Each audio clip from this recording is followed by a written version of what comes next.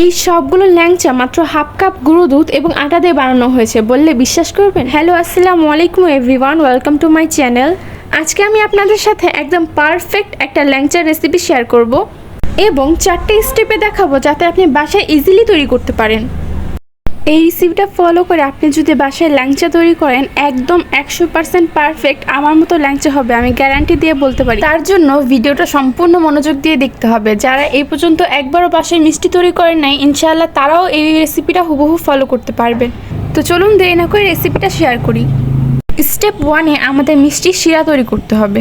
এই কারণে এখানে আমি দিয়ে নিচ্ছি 1 কাপ পরিমাণে চিনি এবং 3 কাপ পরিমাণে পানি। আপনারা যদি মিষ্টি বেশি খান সেক্ষেত্রে এখানে 1.5 কাপ পরিমাণে চিনি এবং 3 কাপ পরিমাণে পানি দিতে পারেন। এরপর 3টা এলাচ এখানে ভেঙে আমি দিয়ে দিলাম। এবার এটাকে একটা বলক দিয়ে নিতে হবে। আর এই মিষ্টিটার ক্ষেত্রে সর্বপ্রথম শিরাটাই আগে তৈরি করে রাখতে হবে। আর এখানে একটা বলকের বেশি দেওয়ার কোনো প্রয়োজন নেই। একটা বলক দিয়ে দেওয়া হয়ে গেলে চুলাটাকে বন্ধ করে এটাকে আমি ঢেকে একটা সাইডে রেখে দিব। এবার স্টেপ 2-তে আমরা মিষ্টির ডোটা তৈরি করব। এবার একটা বোলের মধ্যে নিয়ে নিচ্ছি হাফ কাপ পরিমাণে গুঁড়ো দুধ এবং 1/4 কাপ পরিমাণে আটা। এখানে আপনারা যতটুকু গুঁড়ো দুধ নেবেন তার অর্ধেকটা পরিমাণে ময়দা কিংবা আটা দিবেন। যেহেতু আজকে আমি আটা দিয়ে তৈরি করছি সেহেতু আমি এখানে আটা নিয়ে নিচ্ছি। আর এখানে দিয়েছি হাফ কাপ পরিমাণে বেকিং পাউডার। সবগুলোকে একসাথে খুব ভালো মতো মিশিয়ে নিতে হবে। অবশ্যই ভালো মতো মিশিয়ে নিতে হবে। অনেক সময় ভালো মতো মিশানো না হলেও কিন্তু মিষ্টি পারফেক্ট হয় না।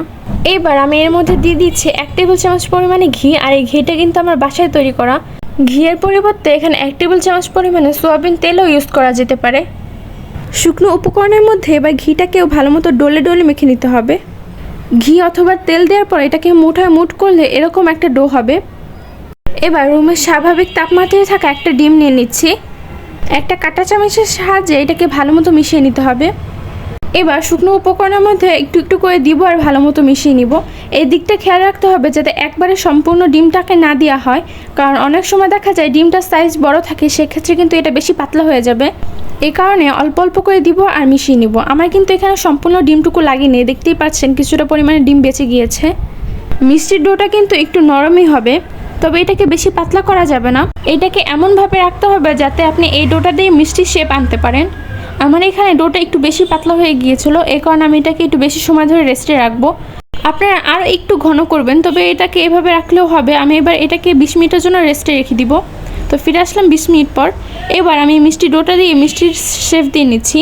যেহেতু আমরা আজকে ল্যাংচা তৈরি করব সেহেতু এটাকে বেশি একটু লম্বা করে রাখতে হবে। আমি জানি আমার থেকে ভালো ল্যাংচার শেপ আপনারা দিতে পারবেন। আমি তাড়াহুড়ো করে বানাচ্ছিলাম যার কারণে ল্যাংচার শেপটা তেমন একটা ভালো আসেনি, কিন্তু আপনাদেরটা ভালো আসবে এটা আমি জানি। তো এখানে আমার সবগুলো মিষ্টি বানানো শেষ।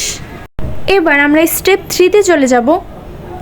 এই কারণে আমি এখানে পর্যাপ্ত পরিমাণে তেল নিয়েছি। আর এরকমভাবে তেলটা নিতে হবে যাতে আপনি মিষ্টিগুলো দিলে এটা অনায়াসে তেলের উপরে ভাসতে পারে। আর আমি কিন্তু চুলাটা এখনও অন করিনি। আমি যখন মিষ্টিগুলো সবগুলো দিব তারপর আমি চুলাটা অন করে দিব। ঠান্ডা তেলে এই মিষ্টিগুলো আগে আমি দিয়ে নিচ্ছি। এরপর যে আমি চুলাটা অন করে দিচ্ছি আর চুলাটা কিন্তু একদম লোতে থাকবে। মিষ্টিগুলো দিয়ে দেওয়া হয়ে গেলে এটাকে কিন্তু কোনো চামিচ দিয়ে নাড়াচাড়া করা যাবে না। যে হাঁড়ির হাতলটা আছে সেটা দিয়ে এইভাবে ঘুরিয়ে নেড়ে নিতে হবে। দেখতেই পাচ্ছেন মাশাআল্লাহ করে মিষ্টিগুলো কিন্তু ফোলা শুরু করে দিয়েছে। আর আমি সম্পূর্ণ মিষ্টিটা কিন্তু কোনো রকম চামিচ দিয়ে নাড়াচাড়া ছাড়াই ভেজে নিব। তো এরপর যে আমার পছন্দ মতো কালার চলে এসেছে, এবার আমি মিষ্টিগুলো উঠিয়ে নিব। তো এবার স্টেপ 4, যেটা আমার অনেক পছন্দের একটা পার্ট। প্রথমেই আমরা যে শিরাটা তৈরি করে রেখেছিলাম সেই শিরাতে এখন আমরা গরম মিষ্টি দিয়ে দিচ্ছি। আমি কিন্তু মিষ্টি সরাসরি চুলার থেকে উঠানোর পরে আমি এর মধ্যে ঢেলে দিলাম। আমি কিন্তু মিষ্টিটা এক্সট্রা করে ঠান্ডা করিনি। আর এরপরে যে আমি চুলাটাকে অন করে দিচ্ছি। আপনারা চাইলে চুলাটাকে না অন করে এভাবেও ভিজিয়ে রাখতে পারেন, তাহলে একটু মিষ্টি একটু শক্ত হবে, কিন্তু আমি চাচ্ছিলাম যেন একটু বেশি নরম হয়। এই কারণে আমি চুলাটা এখন অন করে দিব। তো এবার আমি ঢাকনা দিয়ে ঢেকে এটাকে আমি 5 মিনিটের মতো জাল দিয়ে নিব। এটা কিন্তু একদমই অপশনাল। আমি একটু বেশি সফট মিষ্টি পছন্দ করি, এই কারণে আমি চুলাটাকে এইভাবে অন করে দিলাম। এবার 5 মিনিট জাল দেওয়ার পর আপনাদের দেখাচ্ছি আমি। দেখতেই পাচ্ছেন মাশাআল্লাহ করে মিষ্টিগুলো কী পরিমাণে ফুলে গিয়েছে। এবার আমি এটাকে 1 ঘন্টার জন্য রেস্টে রাখবো। তো 1 ঘন্টা পর দেখতেই পাচ্ছেন মাশাআল্লাহ করে মিষ্টিগুলো কী পরিমাণে ফুলেছে। চামিচ দিয়ে দেখাচ্ছি, দেখুন কী পরিমাণে সফট হয়েছে। আর হাতের সাইজ দেখে নিশ্চয়ই বুঝতে পারছেন যে এটা কী পরিমাণে বড় হয়ে গিয়েছে।